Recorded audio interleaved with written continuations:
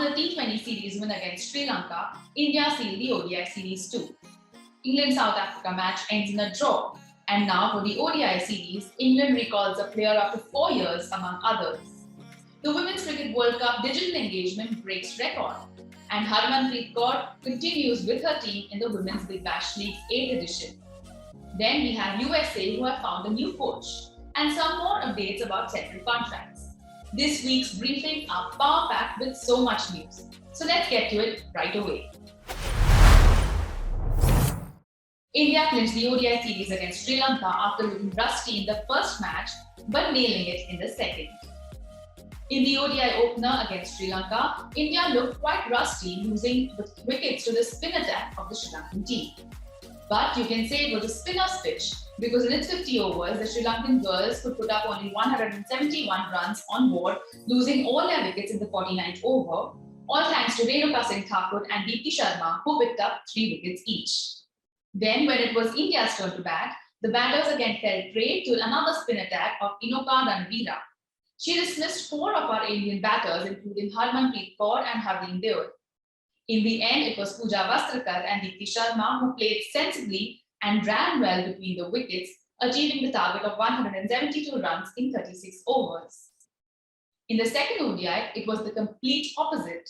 India sealed the win with a thumping 10-wicket margin.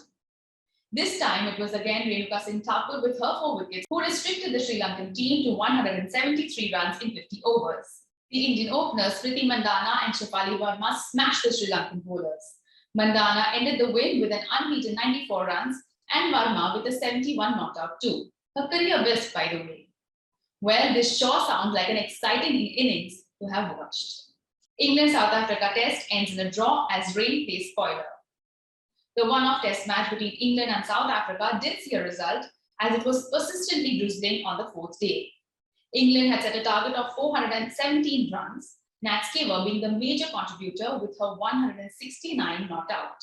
For South Africa, Marzan Kaap stood her crease with 150 runs in the first innings. On the last day, South Africa were trailing by a mere 78 runs, but the rain kept playing hide and seek.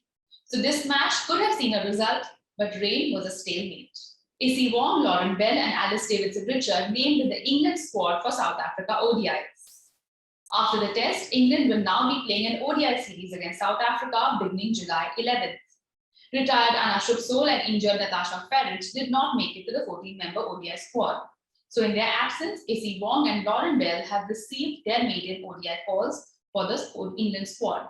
Alice Davidson-Richards, who played her last ODI in 2018, is also recalled after a gap of 4 years. The trio of Wong, Bell and Davidson-Richards made their test debut at the Taunton Test that I just spoke about, and they returned with impressive numbers. Davidson-Richards scored her first Test 100, while Wong and Bell gave the South African batters a hard time with the ball. Now let's see how this trio will perform in the limited over matches. Harmanpreet Kaur re-signs with the Melbourne Renegades. Harmanpreet Kaur, who was the player of the tournament last year, has re-signed with the Melbourne Renegades for the 8th season of the Women's Big Bash League. The 33-year-old was the leading run getter for the Renegades as well as the highest wicket taker. In fact, she was instrumental in the Melbourne side reaching the finals of the competition. So clearly, the team would not want to lose out on such a precious player. ICC Cricket World Cup 2022 sets new digital engagement standards. The ICC gladly announced that the Women's World Cup 2022 is now the 3rd most digitally engaged ICC event ever, behind the Men's Cricket World Cup 2019 and the Men's T20 World Cup 2021.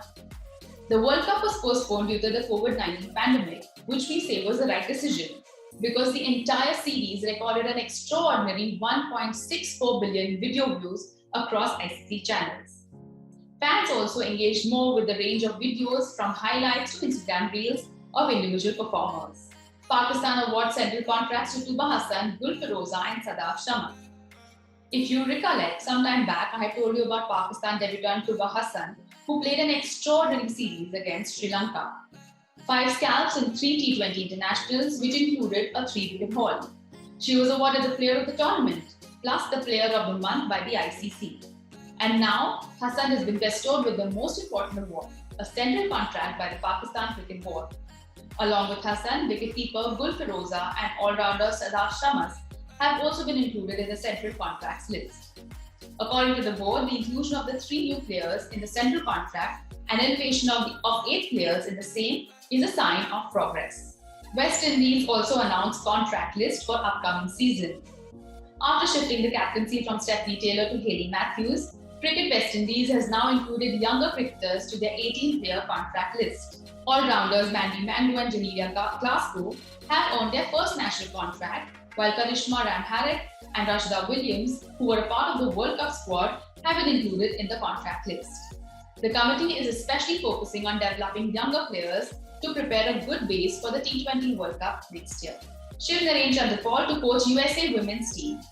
Former West Indies captain Shiv Narendra Chanderpaul has been appointed as the head coach of the USA national women's team and the women's under-19 team. He is currently the head coach of the Jamaica Talavas of the Caribbean Premier League and has also served as a batting consultant for the West Indies men's under-19 team. Chanderpaul has signed a 1.5-year contract with USA and will begin his role immediately, as the under-19 team will be playing in the Rising Stars T20 Championship in the Caribbean. And that is the end to this week's Power Pack updates. Do share your thoughts and comments. We'd love to hear them. Until next week, remember to think positive and be happy.